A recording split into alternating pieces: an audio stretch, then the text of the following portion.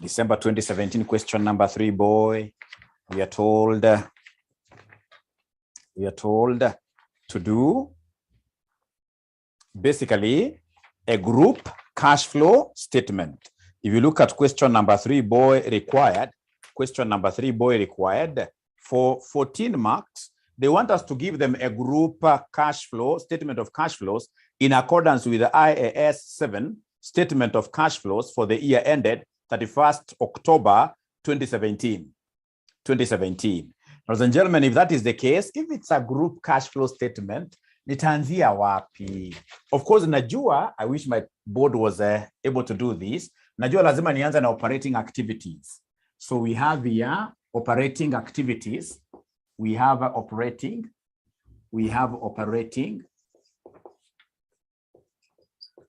So we have our operating activities. We have our operating activities. Which other activities do we have in our group cash flow statement? Which other activity do we have, ladies and gentlemen? So we have investing activities. I'll come and provide here for investing activities, investing activities. And then lastly, ladies and gentlemen, I have what here, somebody lastly, I'll continue with this. Lastly, I have the financing activities. I have the financing activities, which I'll come and underline. You guys are lucky because you'll have one sheet. Ladies and gentlemen, after financing activities, of course, I know that here I have shillings. I'll have to capture my currencies like that. Shillings there, right? I have shillings here, all right? Shillings and shillings there, all right? So at the end of the day, ladies and gentlemen, I'll come and capture something we call total movement. The total movement in terms of my activities, I'll be able to get a figure there, right? Which in this case, I'll be able to add cash and the cash equivalents at the beginning, and the cash equivalent brought forward or at the beginning. Cash and the cash equivalent at the beginning. And then of course, the moment I add like that, I should be able to get the cash and the cash equivalent. Cash and the cash equivalent at the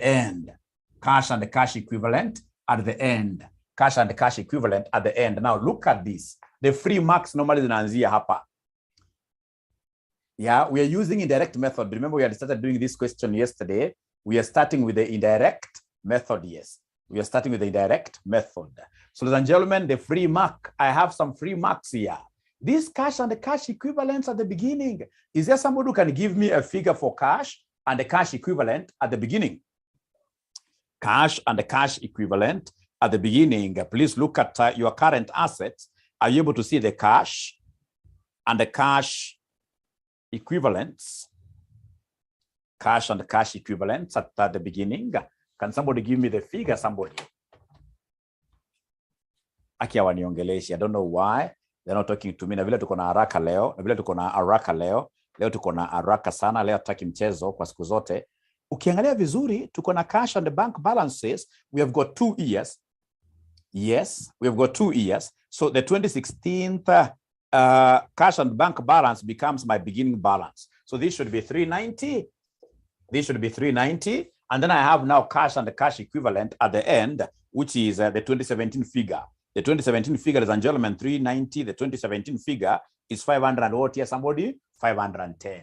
So ukiangalia marking scheme ya CASMEB, in most cases, utaona wameweka hapa tick, hapa kwa kuwekea 0.5, meaning that you have gotten already 1 mark. And 1 mark for us, ladies and gentlemen, in advanced financial reporting, 1 mark is so huge. It can make you see places that you have never seen before. Great. Now, if you're together, ladies and gentlemen, then I'll be able to do my posting here very fast. And remember, for us here today, it's not even about balancing. We must agree from the beginning.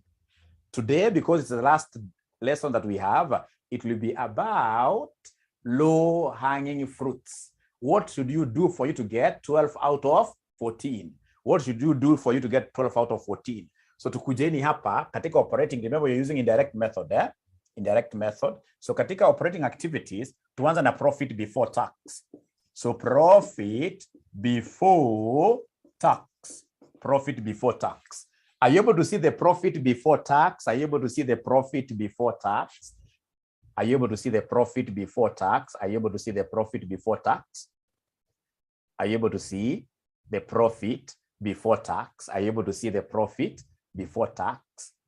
Tuende pole pole kwanza, profit before tax. Tuende pole pole kwanza, profit before tax. Please go straight away to the income statement that you have there.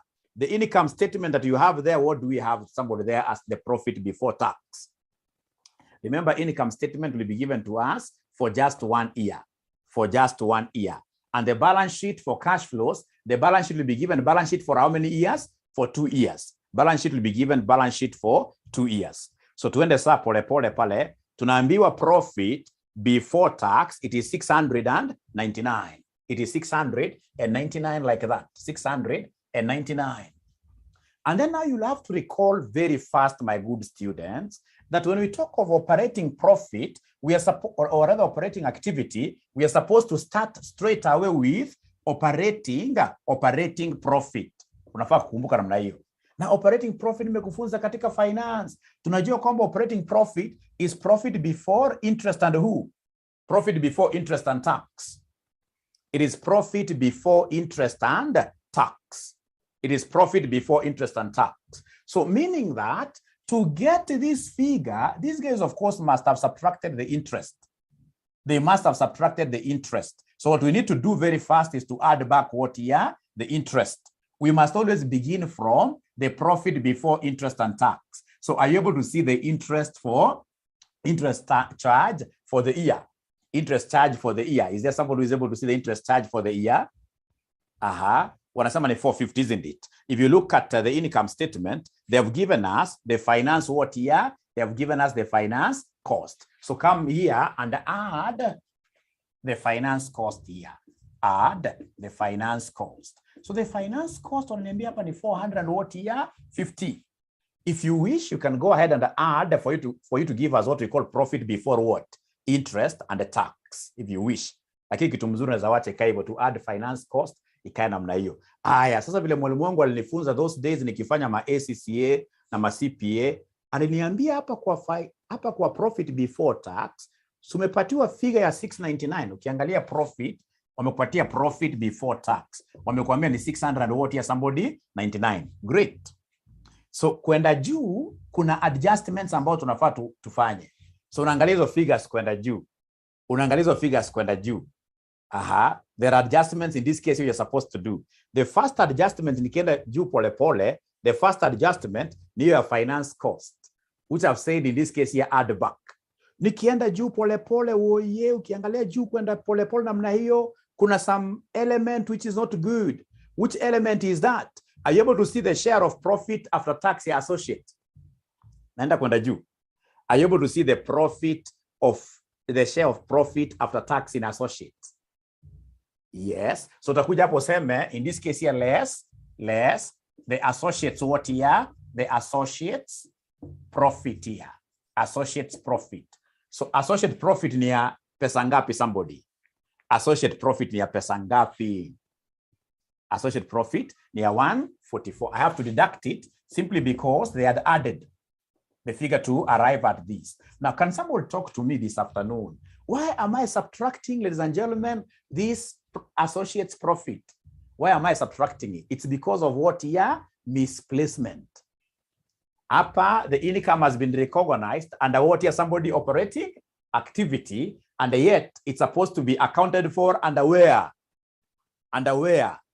It's supposed to be accounted for under where? Under investing. We have invested what here? In an associate. We have invested in an associate. Yes, we have invested in an associate. So hii itaenda baadaye katika computation ya nini somebody ya investing activity. Pia ukiendelea kwenda juu, I'm still going up and up. I'm still going up and up. Are you able to see the gain on sale of a subsidiary? Are you able to see the gain on sale of a subsidiary? So less subsidiary gain. Na simplify kidogo hapa hii majina. Less subsidiary gain. How much, ladies and gentlemen, are you able to see there? How much are you able to see there? Wanasema 100 and who? 120. We are subtracting because gain, they must have added. The gain, they must have done what here, somebody? For the gain, they must have added. For the gain, they must have added. Great. So tunaendelea vizuri. Ukiangalia pia vizuri katika cost of sales. Katika cost of sales, of course, kutakuwa na depreciation. Ukiangalia note number 1. Hebu angalia note number 1. Wanakuambia during the year ended 31st October 2017, depreciation of shillings 240 million was charged in relation to property, plant and what year? Equipment. That's number 1. Number 1. Angalia note number 2. An item of property with a carrying value of 885 million was disposed of during the year ended 31st October 2017 for shillings 750 million. The loss is on disposal. The loss on disposal is part of the cost of what year? Part of the cost of sales. Part of the cost of sales. So, ladies and gentlemen, here I have depreciation. I have depreciation. I have depreciation. So depreciation, of course, we know it's a non-cash item. Depreciation is a non-cash item. And they used it in computation of what here? The profit. So then what should we do with this depreciation? It's non-cash. Depreciation is non-cash. I'm still going up. I'm still going up. Should I less? I add back. You know, depreciation is an expense that these guys included wrongly in the cost of what here? Say sales, meaning that our profit was taken way down. So we need to make good. So how do we make good? We add back what here? Depreciation. Thank you very much. So add back depreciation. So add depreciation. So we are lucky because this has been computed for us. Depreciation of how much? Depreciation of how much, ladies and gentlemen? 240 positive. 240 positive. From there, we also have this loss.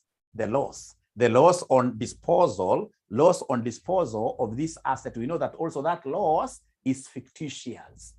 It's fictitious. So come here and give us the loss. Could you kindly calculate for me the loss on disposal? The loss on disposal. Is there somebody who can calculate for me the loss on disposal? Loss on disposal. Wanasema ni 100 what here? 35. Wanasema ni 135. So this 135, should I add it back or in this case, subtract? How did we get the 135? To get the 135, it's very easy. We've looked at how much we received. We received the cash we received here from the asset from note number 2 was 750. And what in this case here is the carrying amount. The carrying amount is 885. Yani an asset which is worth 885, si tukauza 750. Tukauza 750. Tukauza 750. So you will be able to bear witness with me that this will give us a whole loss of 135.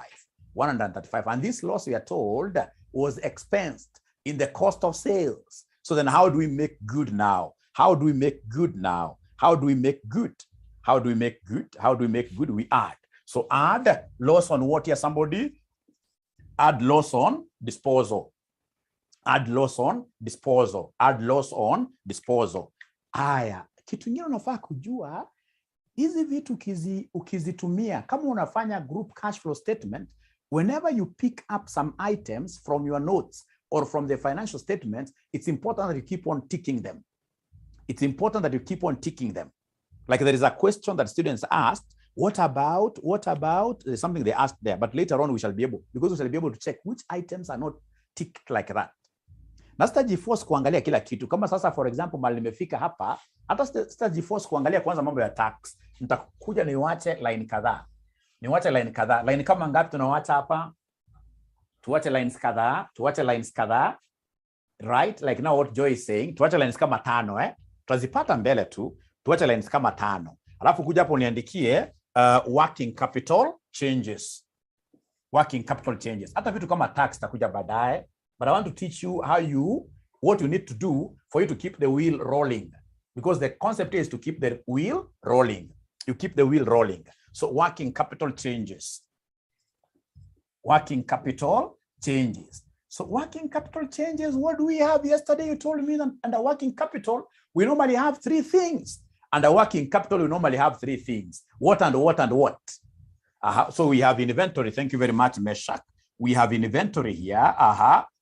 We have, the next one is what here? Receivables, receivables, receivables. The last one, ladies and gentlemen, is what I've seen some of you mmeniambia hapo ni payables. Thank you very much, mother. Tuanze na inventory. Inventory. This is very easy. What you're supposed to know katika cash flow statement, whenever you are dealing with assets, whenever you are dealing with assets, whenever you are dealing with liabilities,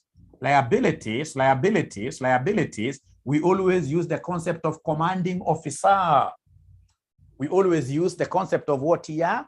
Commanding officer. Mayom is asking, what of tax up the stack it to cram? Itakuja baadaye. Mayom, si umewacha space hapa? Umewacha space? Sababu tukianza kutik hizi vitu zitakuja peke yake tu automatically. Nataka stack it to cram.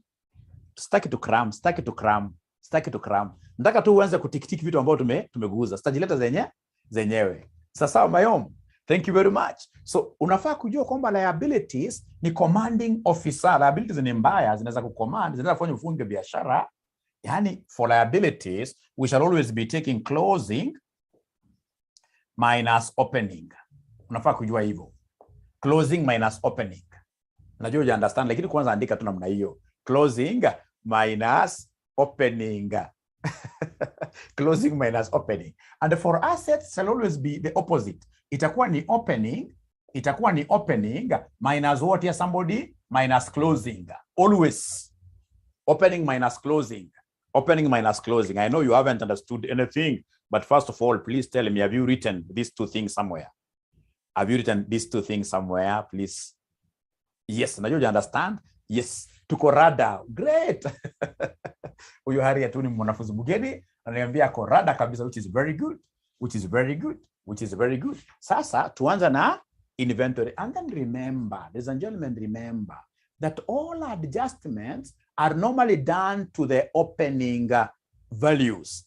We normally, whenever we have got changes in between the year, we normally in this case, ladies and gentlemen, adjust the opening balances. What do I mean? Tuanza na receivable. Not receivable, but inventory. Inventory, ladies and gentlemen, are you able to, inventory is an asset. Inventory is an asset. Are you able to see the opening balance of inventory? Kutoka kwa balance sheet. Inventory. Angalia current assets. Oh yeah. Inventory shigana. Opening ya 2016. Wanasema ni 3900 sio opening. Wewe, hii ni ya 2017 ndio closing. 2017 ndio closing. 2016 ndio opening. Opening ni 30. Opening pale nikiangalia vizuri, mimi kama naona vizuri ni 3090. So opening hapa ni 3090. So unajiuliza, did we have any changes in the group? Did we have any changes? We call them legal changes, either acquisitions of new subsidiaries, etc. ama disposal. Yes, we did. Tulikuwa na disposal katika note number 2. Katika note number 2.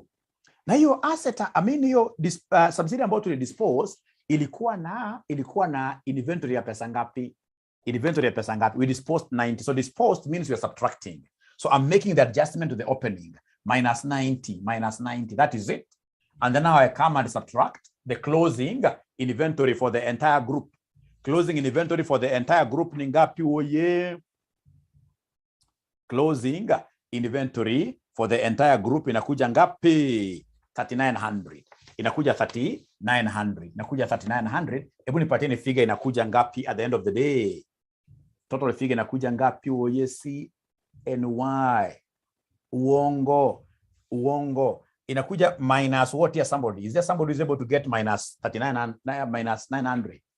Are we getting minus 900? I'm a positive 900. 900 outflow. 900 outflow. 900 outflow. Good question there. Sasa hata sitaki mwanza kumeki argument ya outflow. Mimi nikifanya ni vigilation ya exams wanahurumia wanafunzi. Unapata jamaa, hii vitu anaanza kufikiria, now is this an increase? Why should you do that? right? Ukipanga namna hii kitu nimekuambia commanding officer, at the end of the day ukipata negative, unaandika negative bila kufikiria. Wacha tuone unasema namna gani. Wanasema 900, is it an inflow or an outflow?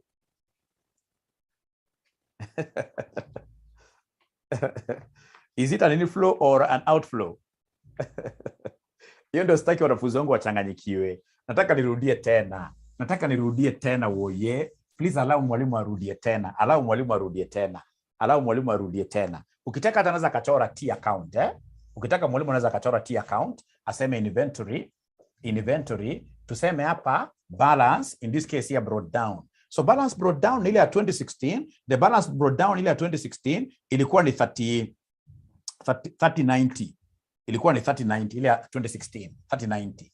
Na kuna balance carried down ile ya current year, which is 2017, which is 3000 what here somebody 3900, right? And then we had disposal. We had in this case here a disposal. We disposed some inventories with our subsidiaries. Inventory with our subsidiary which was disposed ilikuwa ngapi somebody? Subsidiary disposed inventory nyinyi mliniambia ni 90. Nyinyi mlinieleza ni 90. Sasa hebu kuja niongezee please, nipatini hii side kubwa. Hii side kubwa itakuwa 3990. Kwa hivyo hii lazima pia ikuwe 3990. Si ni kweli? 3990, right? 3990. So then the balancing figure here inakuja ngapi somebody? The balancing figure inakuja ngapi somebody? Inakuja 900. So this balancing figure, ladies and gentlemen, basically what are we doing? We have debited our inventory with 900 and credited what here somebody? Our bank. Credited our bank. You've created our bank. If you credit your bank, what does it mean? It means, ladies and gentlemen, that it is a cash outflow. Alafu msianze kukram ile kitu ati increase. Hizo mimi najua sana.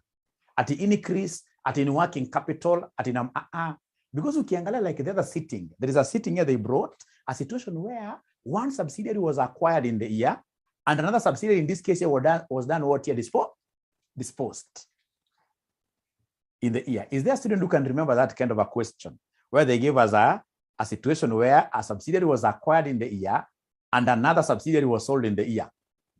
Is there somebody who can remember something like that?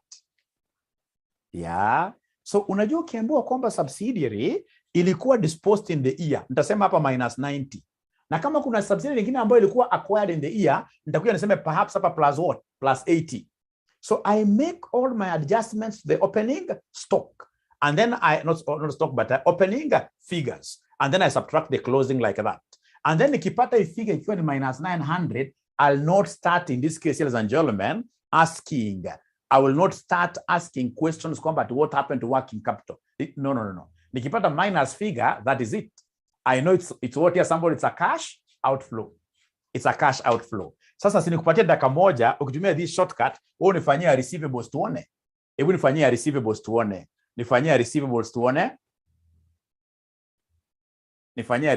tuone. Bila kufanya arguments. Sitaki kuona mwanafunzi akisema arguments is that is we bought whatever. I don't want to see those things. Nataka shortcut. Because remember, this entire question has to be done in maximum of 40 minutes. In a maximum of 40 minutes. Wanasema kwamba it's 135 negative. Thank you very much. So receivables, ladies and gentlemen, I have to begin with opening figures. So for receivables, the opening figure I'm being told is 3120. Are you able to see it's 3120? Are you able to see it's 3120, the opening? For inventory, yes. Did we sell or buy any subsidiary in the year? We sold a subsidiary which had some receivable of 100 and what year? 35. We sold. So the receivable sold here will be minus 135, like that.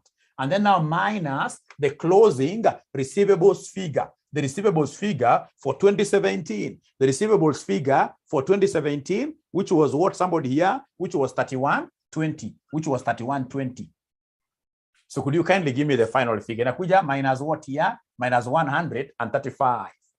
So mimi, wewe ukiendelea kupiga ma elbows zako ukisema is it an increase? Mimi nasonga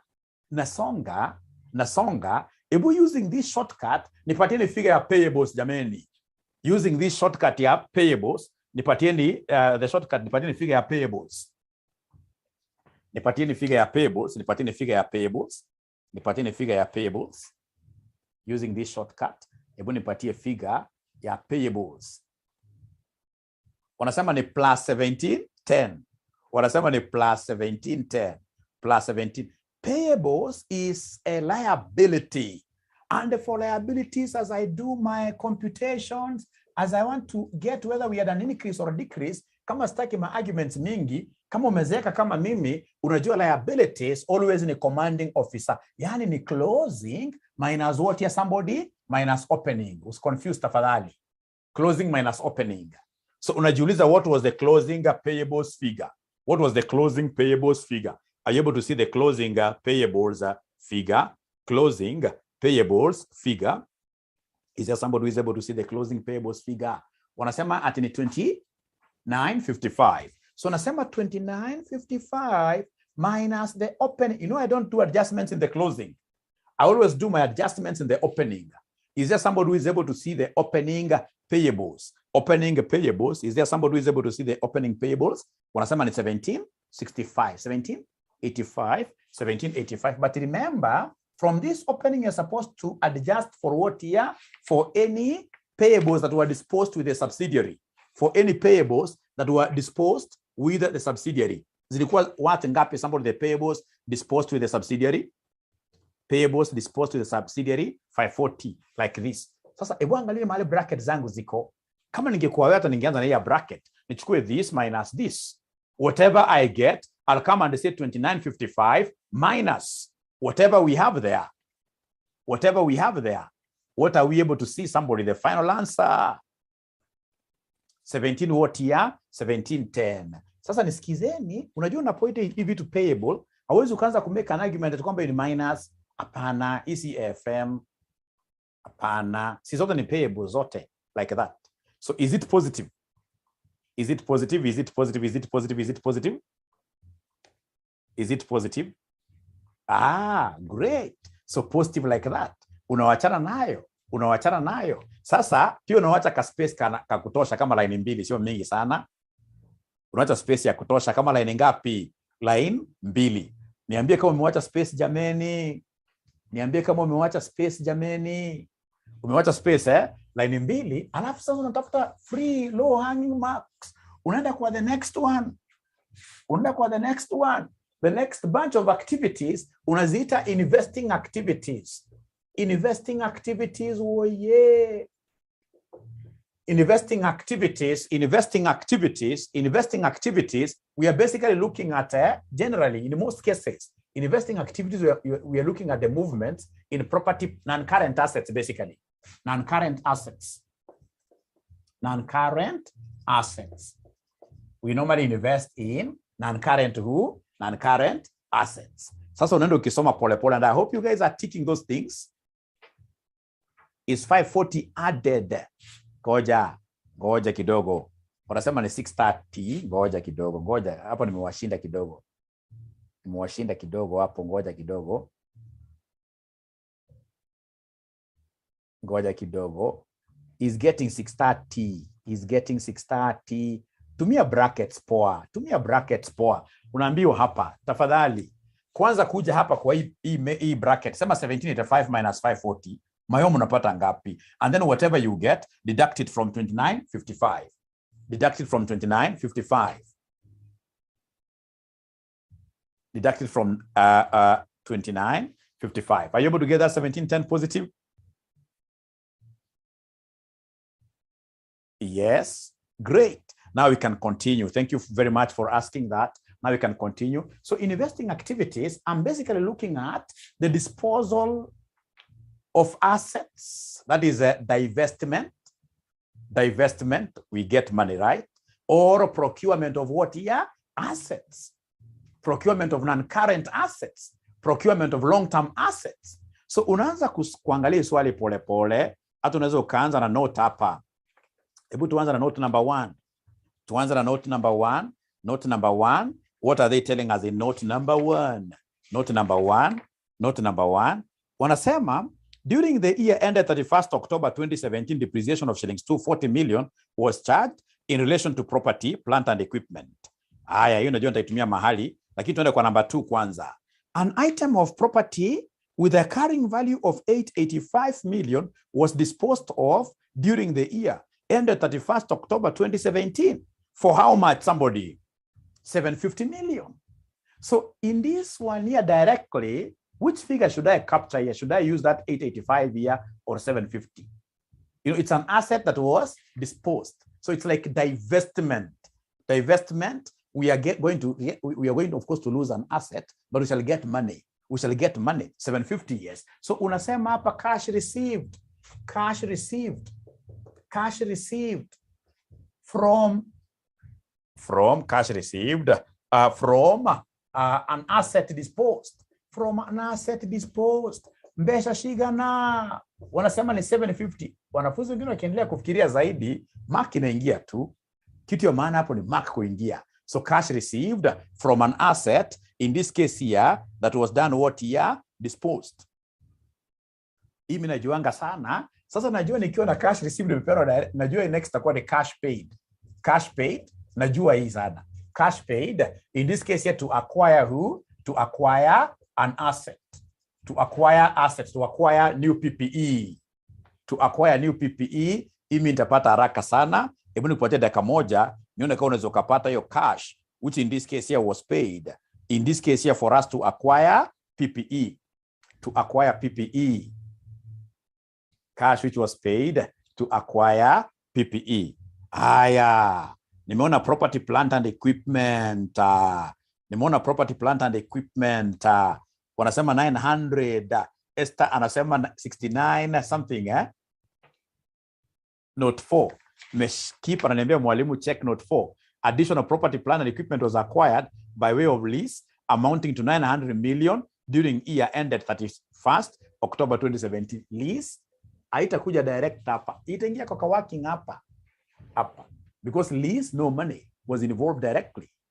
No money was involved directly. Hii 900 anatoa wapi? Nataka kujua sana woye. 900. Hebu niambieni wanafunzi wangu, 900 mmetoa wapi? Please niambieni.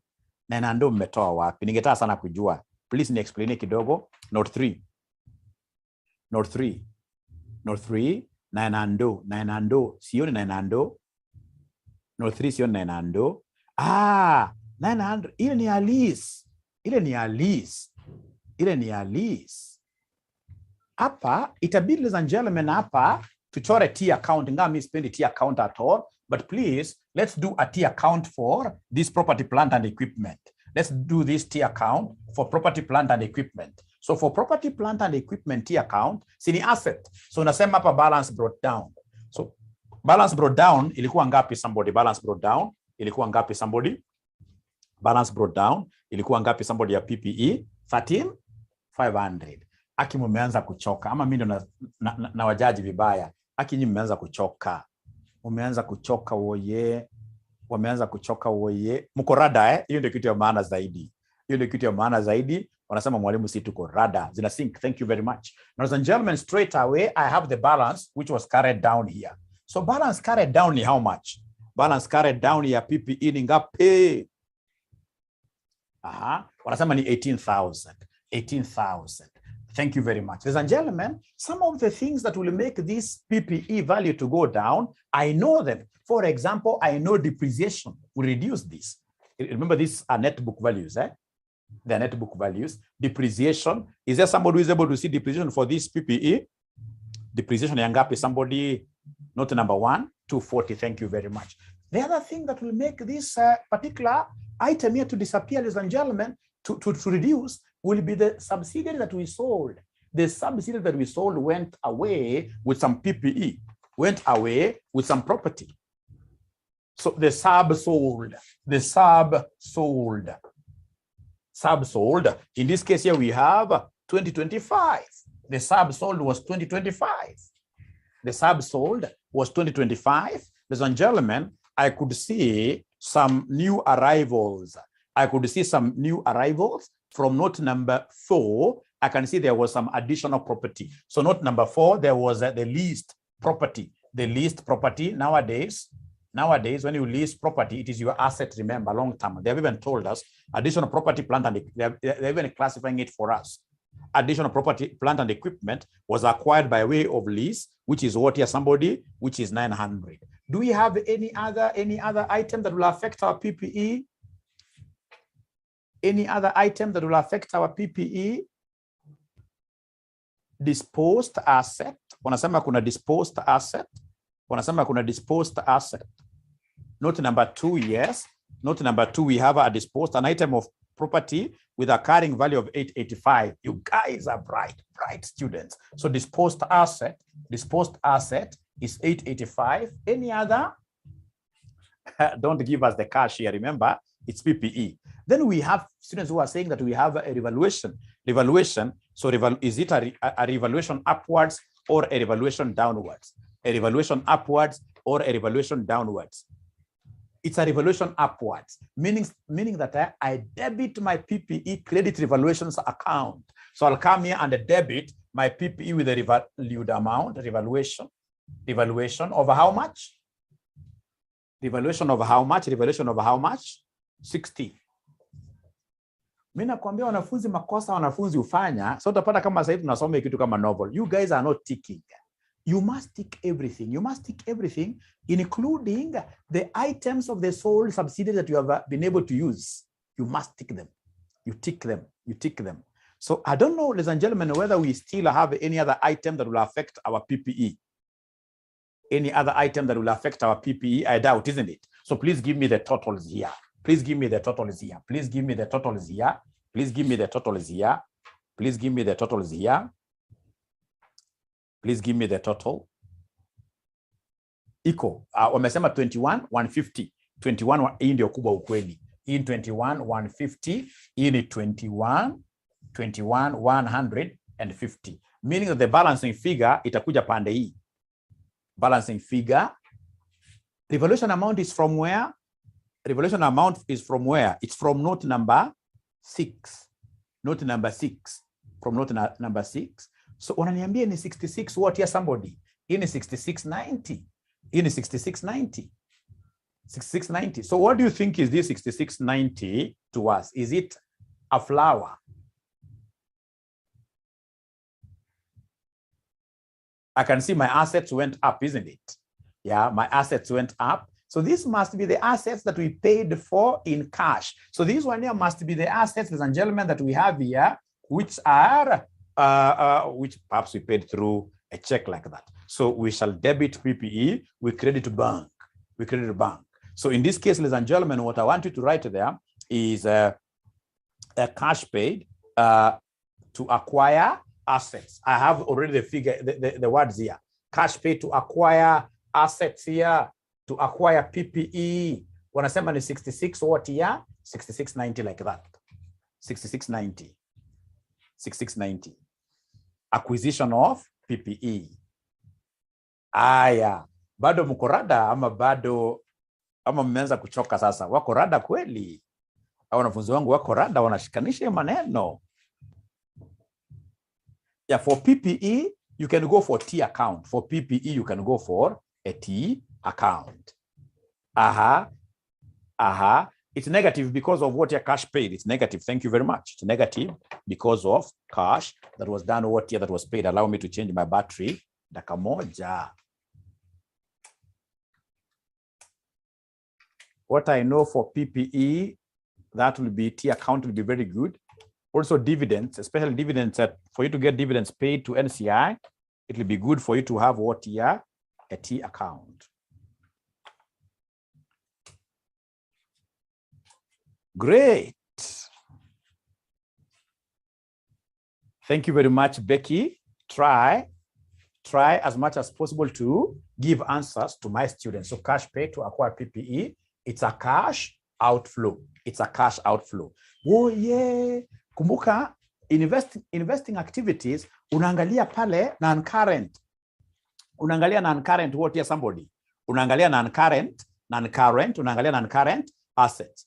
Ukiona goodwill, ladies and gentlemen, of course, in this case, you must think of your subsidiary. subsidiary. Goodwill has an association with what year? Subsidiary.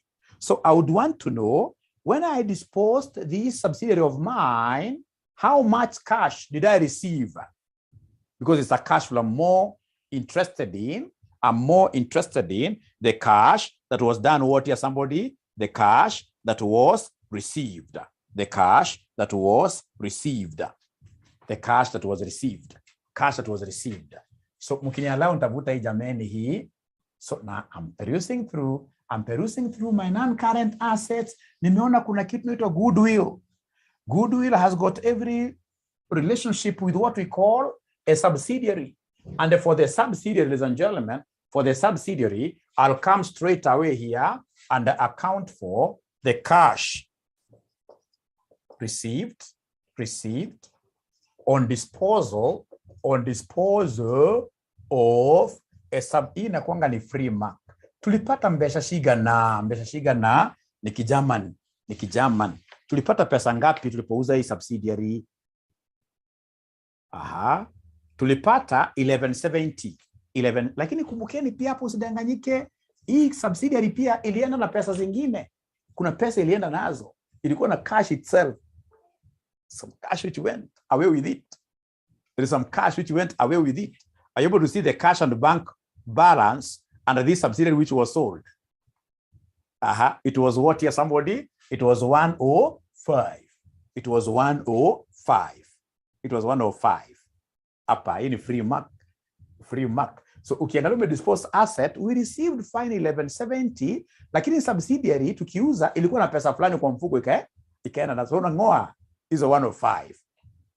Unangoa hizo 105, which in this case here gives us what here, somebody? 1065. Aya, unaendelea mbele, ladies and gentlemen, unaendelea kuangalia hii non-current assets, non-current assets. Ladies and gentlemen, remember in the non-current assets, I can see I have investment in associate. I'm an investor. I've invested in an associate, right? I've invested in an associate. I've invested in an associate. I've invested in an associate. So come here and give us, ladies and gentlemen, come here straight away. I can see what those students are saying there. Later on, we shall be able to make those adjustments. Staki to cram, nataka zibaki zikihang, kama 600, itabaki kihang. Mara mwisho tuta add tu, tutaka add. Ama mnataka tuka add sahi. Mnataka tuka add sahi. No. And after all, I could even assume kwamba hiyo ni long term, isn't it? Aya, tukuje hapa, ladies and gentlemen. Now sasa hapo ukiangalia vizuri, kuna, if I've invested in a subsidiary, nitakuja hapa niseme dividends received. Dividends received from where? From subsidiary. Dividends received from, not subsidiary. We can never receive money. We can never claim cash dividends received from ourselves. This is a big mistake on my side. The only dividend that we can claim to receive is dividend from third parties. Like associates are normally claimed to be our third parties and the joint ventures. So this cannot be a subsidiary. This should be dividends received from where? From an associate. We are investors from an associate. Aya. Sasa nipatieni figure tuone dividends that we received from our associate. Has it been given? Has it been given in the question? Have these dividends here been given in the question? Kila mwanafunzi anasema 54, but they're not telling us ziko wapi. They're not telling us ziko wapi. Dividends received. Dividends received from the associate. They're not telling us zimetoka wapi.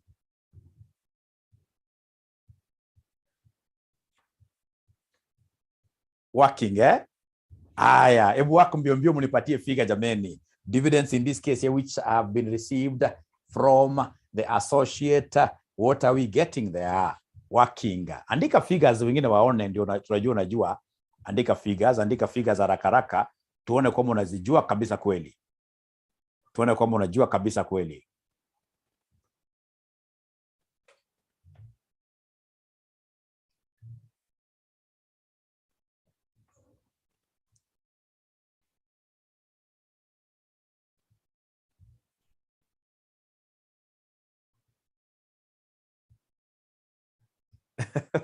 Wale ambao wanaongea hapo ni wachache.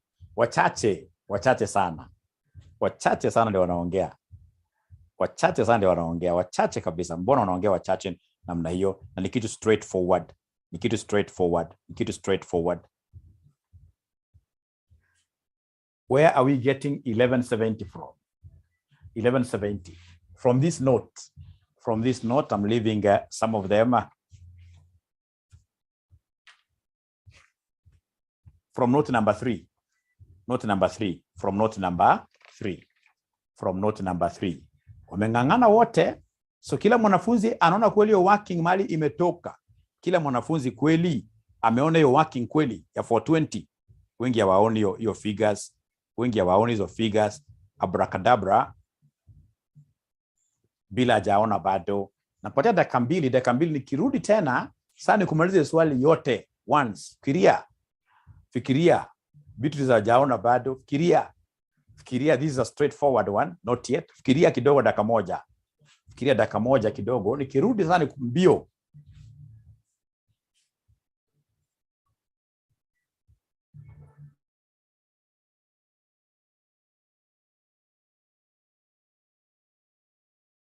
Case here, go straight away and even put down a T account if you like the T account.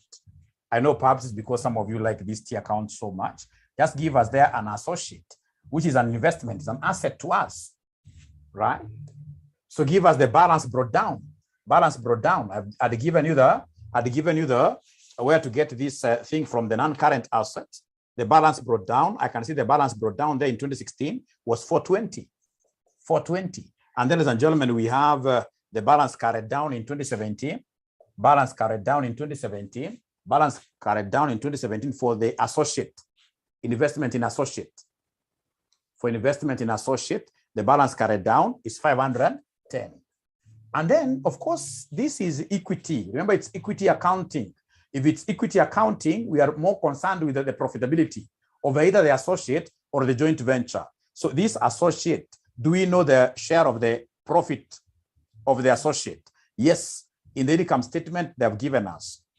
They have given us. So in this case, in the income statement, I can see it's a profit. So credit on the P&L. So it has to be a debit on this. So here we have share of profit. Share of profit. So share of profit, I can see there is 144. Is 144. So when I add the two, ladies and gentlemen, when I add the two, I'll be able to see that this side is bigger. So this will be 564. And this is 510. Of course, the difference will be the dividend that this associate paid. So the dividend which was paid here is 54. The dividend which the associate paid is 54. So you can see it's accrued on the associate. So meaning that it must be a debit in our bank account. So it's cash that was received. Cash received from the associate, dividend received from the associate. We have 50 what here, somebody? We have 54. Dividend received from the associate, we have 54 like that. Now, if I'm the one doing this, ladies and gentlemen, in an exam, I'll not bother with, again, so much there. Here, I've been able to harvest a few things. I'll straight away go to the financing activities. Advanced financial reporting is not about getting everything. It's about harvesting maximum number of marks. So can we go to the financing activities? Can we go to the financing activities? Financing activities, yes, yes. So unakuja hapo unaandika straight away financing activity. If you go looking for perfection in advanced FR, utapata shida sana. It's low hanging fruits, yes. Myself, I got awards, especially for financial reporting. The one that I'm even so happy about is the one that I got for advanced financial reporting in ACCA, right? And I've never balanced even a single query, especially when I was a student. I never used to balance them. It's about being able to do maximum in the short duration, yes. So unakuja hapa kwa financing activities. So financing activities. Financing activities, unaangalia section gani ya balance sheet? financing activities, unaangalia section gani ya balance sheet. Unamwachia examiner afanye, yes. Unaangalia equity sana sana, equities, yes. Equities sana sana, equities. Kwa hivyo straight away namwandikia share capital. Namwandikia share capital. Kabla ujue ni kama ni cash received ama ni cash paid, unaacha hivyo share capital. I go to my balance sheet. I'm able to see under equity, I'm able to see ordinary share and the premium. Unazicombine. So we have share capital and what here somebody and share premium. Share capital and share premium. Share capital and share premium. You analyze them together, yes. Analyze them together. So share capital and share premium, ladies and gentlemen, are you able to see the closing balance? Are you able to see the closing balance? Yeah, share capital and the premium. Abracadabra, closing balance is 6,000 plus 9,000 plus 900 plus 900 plus 900 like that. Minus, in this case here, the opening. Minus the opening. Opening ni ngapi? Somebody woye. Ukiangalia opening share capital ni 4,500. 4,500 plus premium hapo ni 0. Premium ni 0. Kumbukeni ladies and gentlemen, hapa hata examiner akikudanganya, at times examiner anadanganya. Anakuja na kuambia pale kwa ile disposed subsidiary kwamba share capital ilikuwa maybe ni 500. At an expect to kuja subtract hapa. Remember when we were consolidating, we only took the share capital of who? The parent only, isn't it? We only took the share capital of the parent only, of the parent only, of the parent only. Kwa hivyo inatosha woye. Nipatieni figure inakuja ngapi? Nipatieni figure inakuja ngapi somebody? 2,400. So is it cash, is it positive or negative? Is it positive or negative? Is it positive or positive? So if it is positive, what does it mean? We received money. So you must have issued new shares. So you can mention here, this is cash received, cash received, cash received, like that. Ukitaka to demonstrate broad and deep understanding of the subject, unamwandikia hapa dash from issue of what here? New shares. But do you have that time? No, you don't have that time. You don't have that time. You don't have that time. Unasonga mbele. Now, ladies and gentlemen, from there, nimeona mwanafunzi akisema, je mwalimu dividend paid. Dividend paid huwa zinakuwa accounted under where? Dividend paid. Huwa zinakuwa accounted under where? Kumbuka kuna dividends that you receive. You receive dividends when you invest. But when you are paying, it is other people invested in you. Other people invested in your company. So other people financed you. Other people financed you. Other people financed you. Right? Right? Other people financed you. We keep real. Hata ikiwa negative haina shida. Wewe weka hata negative. Acha hizo narrations. Hii narration examine hata angalia. Hata ukiandika tu share capital and premium. Wacha leo maneno hiyo mingi hiyo. We hapa yeah, we kuja hapa niandikieni sasa hapa financing. So umesema dividends paid. These people financed you. So dividends paid. So dividends paid. Are you able to see the parent? Alilipa ngapi? Parent. The dividends that we paid to the parent shareholders. Iko note number ngapi? Note number 5, eh?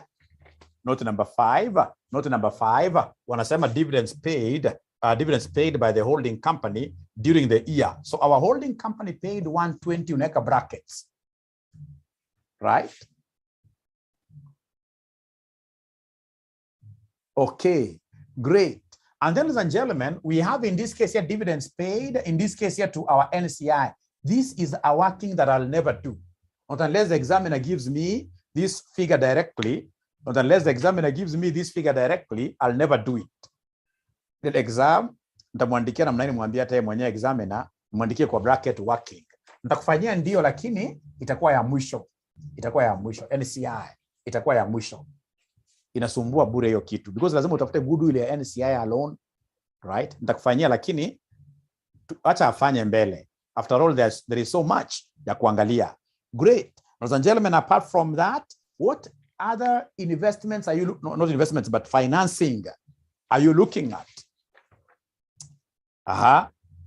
What else are you looking at? What else are you looking at? Loans, yes. Remember, actually, repayment of loans, yes. Borrowing, yes. Remember, actually, financing activities, you know, the way we say assets financed by equity and liabilities. So this should be equity and liabilities, yes. So please check whether there are any loans that you borrowed. Any loans in this case that we borrowed. Let me give you a minute to give me these loans, the bank loans. In this case, ladies and gentlemen, that were done what here, bank loans. So we have the bank loans. We have the bank loans there. You can see the bank loans, ladies and gentlemen, that we have here have been accounted for under non-current what? Liabilities. Non-current liabilities. Non-current liabilities. Non-current liabilities. Great. 1,000 addition. I'm waiting.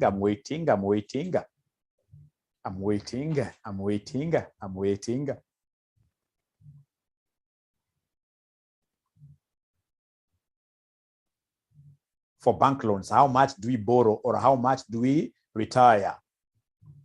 How much do we borrow or how much did we retire? Wanasema 1,800. 1,800. Leslie, 1,800. Mimi napata that 600. Mimi tuko na Aseto Andrew 1,200. Obadia Mulinge 1,800. 1,800. 1,800. 1,200 addition.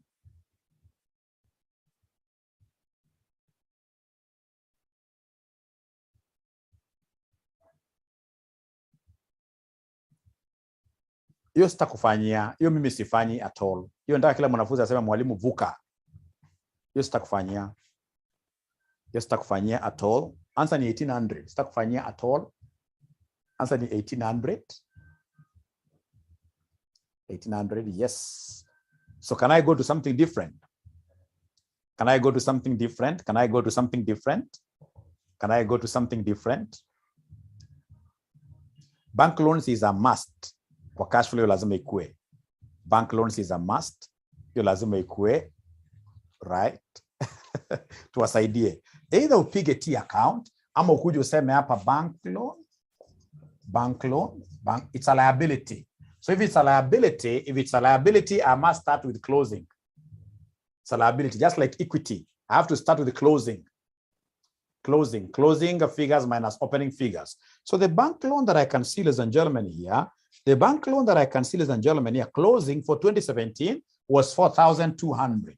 4,200, I can see 4,200 minus the opening. So opening is 3,000, but remember, opening, we must make adjustments. Opening, we must make adjustments. I'm happy because I can see Charity amesema mwalimu nimepata mwangaza ya maneno. So opening, we must make adjustments. So what adjustment are we making here kwa opening? Kuna kakitu ambayo kalikuwa disposed. Na kalikuwa na ka bank loan. Ile bank loan mlikuwa mnaniambia mnandanganya ati niweke mahali fulani huko juu. Uongo. So hiyo ilikuwa ni disposed subsidiary 600. 600 like that. Abracadabra yeye na maneno mengi. Hebu subtract hii alafu less kwa hii for 200. Uniambia inakuja ngapi? 1,800. So this 1,800, is it a positive or a negative? Is it positive or negative? Shetani ni mbaya. It's positive. So if it's positive, hata si lazima uandike narration, wewe wachana ikiwa positive. Si lazima uandike narration, wachana ikiwa positive. It's a cash inflow. Wachana ikiwa hivyo. The other thing, ladies and gentlemen, remember we have some obligations there. Kuna obligations under finance lease. Umeona obligations under finance lease, right? Obligations under finance lease akuja hapo straight away. Obligations under finance lease. Kitu ya maana ni kwamba sasa ukienda kwa exam hawezi ukatoka bure. Obligations under finance lease wamenipatia figure ya 390 quite fast. Wanaambia mwalimu usijali nayo. Hii tumejua. Obligations under finance lease. Obligations under finance lease. Kumbuka ziko mbili, hapa ina fall under current and non-current. Ukaambiwa na mwalimu when there are two of them, lazima uzi consolidate. You must consolidate them. Ukiangalia pale tuko na obligations under finance lease. Kumbuka tunaanza na closing. So mimi naona pale 630 plus the one which is under current. Under current I can see is it 45. The current one. Wamekataa more cash, okay? Hebu tuangalie hiyo. Tuangalie hiyo. So wanasema ni 40 what here? 45. Minus opening. So the opening, what are you able to see there under opening? Under opening, ladies and gentlemen, under opening, what are we able to see there under opening? Opening, we have 135. So 135 plus what here, somebody? 135 plus who? Plus 135 plus 30. Plus 30. Kumbukeni, during the period, you also had some lease. During the period, kulikuwa na some lease kampia. Mnakumbuka kweli? Oh yeah, mnakumbuka lease mpya? Yes, 900. Unakuja unaongeza namna hiyo utupatia. Kumbuka all adjustments are normally done in the opening figures. All adjustments are normally done in the opening figures. All adjustments are normally done in the opening figures. Note number 4, yes. Note number 4, yes. All adjustments are normally done in opening figures. Never forget that. And ensure that you're using your body mass very well. So then what is the obligation amount there? It's negative. So kwa negative, hakuna kujali. So there is a sister who is telling us, mwalimu, the way I'm thinking, the way she's thinking, ati sasa hapa, kulikuwa na bank loan brought forward. Bank loan brought forward. Bank loan brought forward. Bank loan brought forward in 2,400 after adjustment. And then we have bank loan carried forward. Bank loan carried forward. Yana make argument opposite. Ukiona bank loan carried forward is more. What does it mean? These people must have given you more cash. These people must have given you more cash. These people must have given you more cash. So it's a cash what here? A cash inflow to your side. A cash inflow to your side. Jamie anauliza 630. Please repeat for obligation. So for obligation, what do we have? We have the closing figures. Obligation, George angalia obligation. Kuna ile closing ya 2017 ya 630. Right? Alafu kuna obligation under finance lease under current. Yeah, 80, not 84, but 45. George, are you able to see that? So we added the two, right? George, yes, thank you very much. And then now minus the opening finance leases. So we have both of them, non-current and current. And then during the year, we added more finance leases worth 900. We added more finance leases worth 900. We added more finance leases worth 900, which have been given in note number 4. Note number 4. That's what we did. Alafu kitu mimi najua sana. Mimi nimefunza kitu sana. One thing I know and you will come to tell me. Ukishika shortcut ya kufanya hivi, hiyo kitu ya kujiuliza ati should I add or deduct, inasumbua wanafunzi sana. Ukishika shortcut ilianza na kufunza nayo ya liability closing minus opening, assets opening minus liability, then you'll be able to move very fast in this thing. Under financing, there is something you guys haven't told me. Remember, you borrowed heavily. There are bank loans that you have. Those bank loans, do you return them kavu? Bank loans, you must pay some interest. Yeah, you must pay some interest. So in this case here, come and give us the last thing here of interest paid. Interest paid. Give us the last thing there of interest paid. Give us the last thing there of interest paid. Interest that was paid. So this one again, I would want to give you a minute. Please do it there and give us the working there. Interest paid, you could either decide that you'll get some people saying you bring it here out of the whatever cash flows, but we would rather bring it under the financing. under the financing. Would rather bring it under the financing. Would rather bring this under the financing. Would rather bring this under the financing.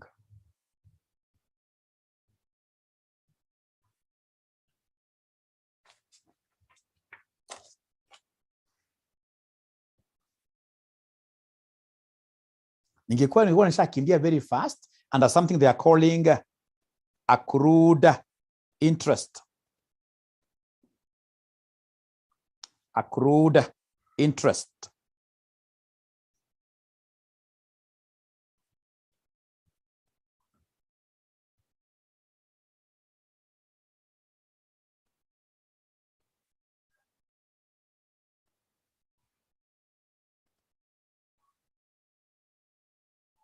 Kumbuka, the interest which you have in the income statement is the interest that is the interest for the year, but it was not the amount that we paid. It is not the amount that we paid. The amount we paid, we must involve the obligations at the beginning and obligations at the end. So the interest, ladies and gentlemen, there, the interest paid at the end of the day, there itakuwa namna gani? Oye itakuwaje? Interest paid, nitakuja hapa, interest paid.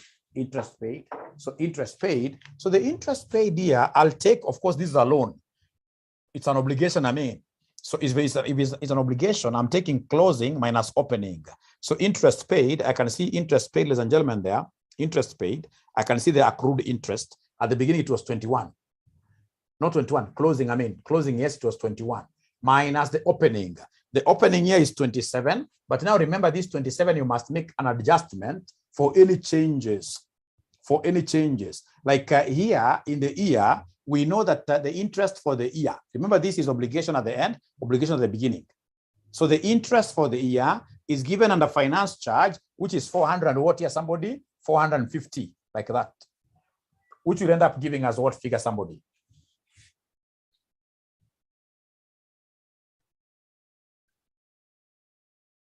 Which will end up giving us the interest amount that was paid.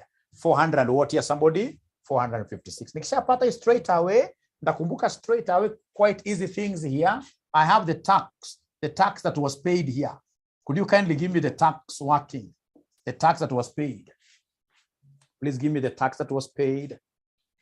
Negative, eh? It's negative. Please give me the tax that was paid. It's negative, sorry. Even from here, you can see 21 minus this. It's negative. The tax that was paid. The tax that was paid in the year. The tax that was paid in the year. Remember the asset, the subsidiary we disposed had some tax there. Had some tax. The tax paid, the tax paid, the tax paid, the tax paid, the tax paid.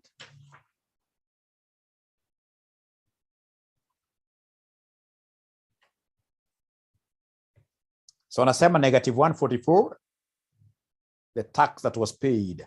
Please don't work with the tax that was in the income statement only. No. That is tax for the year. That is tax for the year. That is tax for the year. That is tax for the year. That is tax for the year. That is tax for the year. Some anasema negative 3. Negative 3. Some anasema negative 3.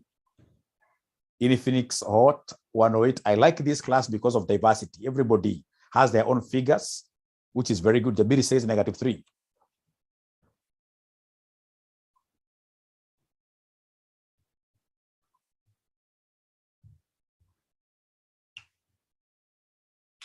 So the students who got negative 3 there, could you try to write down the working for us? Try to write down the working for us. Try to write down the working for us for tax that was paid. Kipkorori, thank you very much. Wanakuja na figure yake 108 negative. The students who got negative 3 there, could you kindly give us the working that you did for you to be able to get the tax of negative 3? Tax ya negative 3, hiyo mnapataje?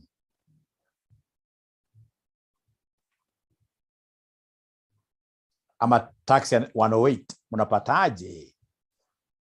Tax ya 108, mnapataje the tax that was paid as 108? 165 tax paid.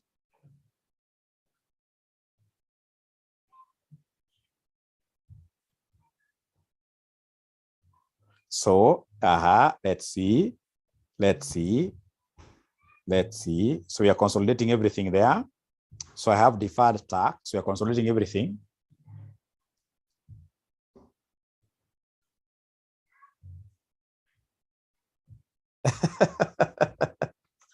Aya, wacha tuone wale ambao wanapata 108. Wale wanapata 108, hebu tupatie working yenu. Wale wanapata 108 wanachukua 21 minus 63 plus 144 minus 15. So we have minus 21. Let's see.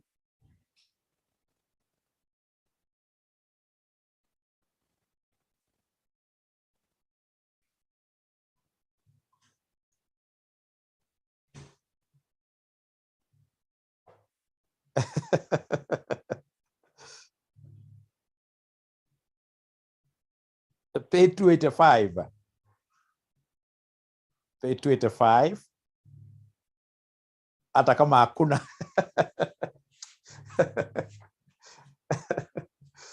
Ladies and gentlemen, the tax that was paid here, let's see. The tax that was paid here, ilikuwa namna gani? So remember that this is an obligation that we have there. It's an obligation that we have there. So the tax that was paid at the end of the day, let's combine both deferred and what here? Current tax. We amesema 174. 1024 plus 84 plus 15 minus 915. Kila mtu akona yake. Kila mtu akona figure yake. Kila mtu akona figure yake.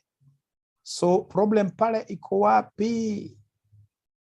Na hakuna a lot of information. Hakuna a lot of information. So let's do it together. So the tax that was paid. The tax paid. So this is closing minus opening. Closing minus opening. So the closing here for the tax paid 2017. For the tax paid 2017. So I have 2017 obligations. I can see deferred tax of 1020 plus what here somebody? I can see current tax of 84 minus opening. So opening, I can see 915 plus what here? 63. All right, plus 63. But again, remember that there was a disposal that has to be adjusted in the opening amount. A disposal over how much here somebody? A disposal over how much here somebody? A disposal of 15. A disposal of 15. And then again, remember that there is tax for the year. There is tax for the year. Did you remember tax for the year? Tax for the year ilikuwa ngapi? Somebody tax for the year. Tax for the year. Tax for the year ilikuwa 144. So of course this is increasing this opening. So plus 144. Hebu niambie final answer itakuwa ngapi somebody?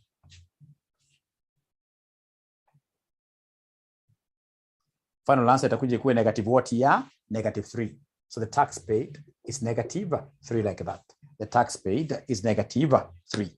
Tax paid is negative 3. Tax paid is negative 3. Negative 3. Negative 3.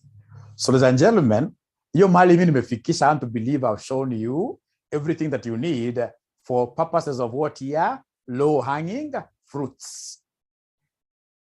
And if you allow me, I would want to do something a bit different. We are not here to balance anything.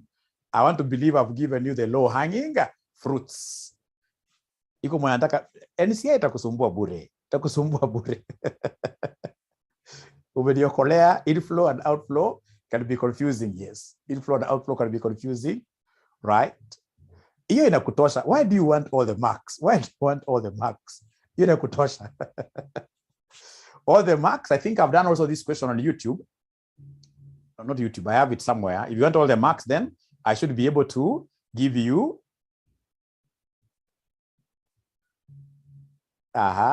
great. Wacha na hizo vitu vingine mingi. Nilikuwa mbali. Asante teacher, nilikuwa mbali. Asante sana. Asante sana. Asante sana. How I wish ungekuwa unafunza hii unit. Angalia huyu sasa. Aya, sasa